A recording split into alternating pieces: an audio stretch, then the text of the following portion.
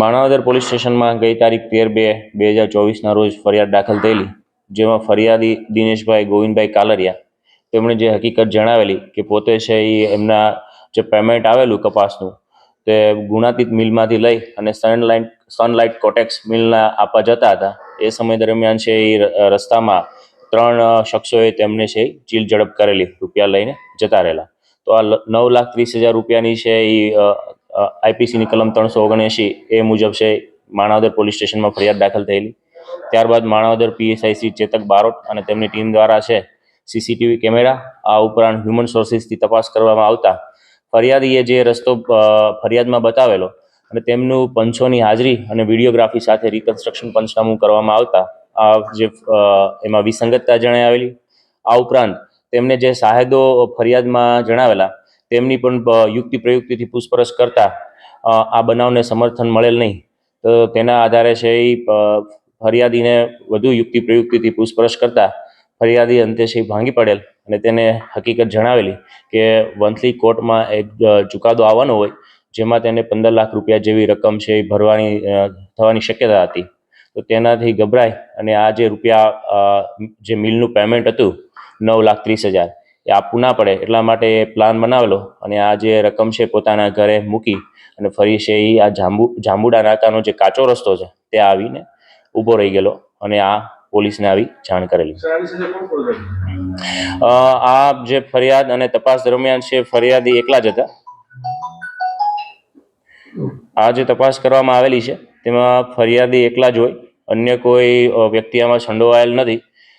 પરંતુ ફરિયાદી અગાઉ પણ વાયદા બજારમાં છે એ તેમને નુકસાન જતા પોતાનું ઘર અને 8 થી 10 વીઘા જમીન વેચાઈ ગયેલી હોય.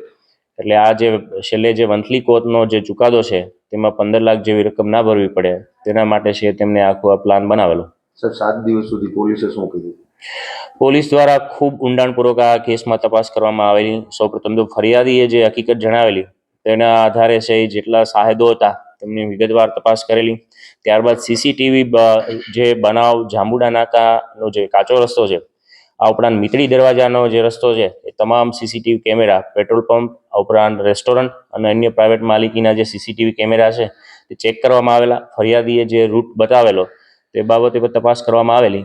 ત્યારબાદ ફરિયાદીની વિગતવાર પૂછપરછ કરતા એમાં જે વિસંગતતા આવેલી, એમાં જે અલગ અલગ હકીકત સામે આવતા ફરિયાદીને વિશ્વાસમાં લઈ અને યુક્તિ પ્રયુક્તિથી પૂછપરછ કરેલી. અન્ય સાહેદો જે સાયકલવાળાની જે વાત હોય અથવા તો જે સૌપ્રથમ આ ફરિયાદીએ જેને હકીકત જણાવેલી તે સાહેબની વાત હોય તે તમામને વિશ્વાસમાં લઈ અને પૂછપરછ કરતા આ છે સમગ્ર હકીકત સામે આવી. સાહેબ, આ કોઈ પક્ષ સાથે જોડાયેલ છે? પૂર્વ નગરસેવકની વાત સામે આવી, હાલમાં પણ તેમના હોદ્દાઓ ઘણા છે, શું છે એમાં?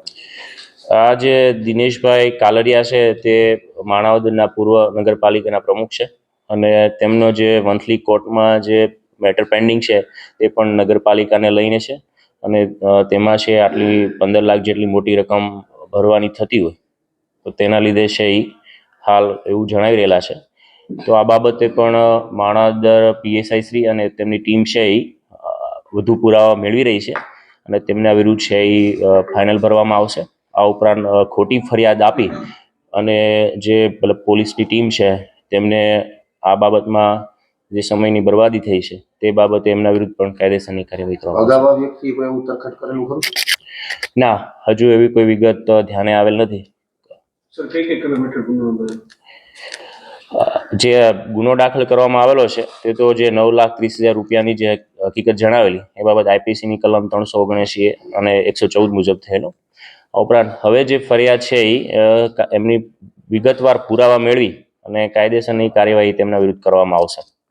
પોલીસને ગુમરાહ કરે છે, પોલીસને અલગ દિશામાં લઈ જાય છે, આવું તો કોઈ બીજા કરી શકે, આમની પર કોઈ એવી કડક કાર્યવાહી ન થઈ શકે?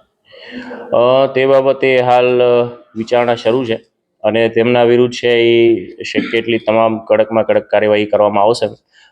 કયા પુરાવાના આધારે તેમને જે અલગ અલગ સમયે રિકન્સ્ટ્રક્શન પંચનામામાં અને જે પર કંઈ જવાબો આપેલા છે તેના આધારે છે આઈપીસીની કલમ અને અન્ય જે જીપી એક્ટની કલમ મુજબ છે આગળ કાર્યવાહી કરવામાં આવશે.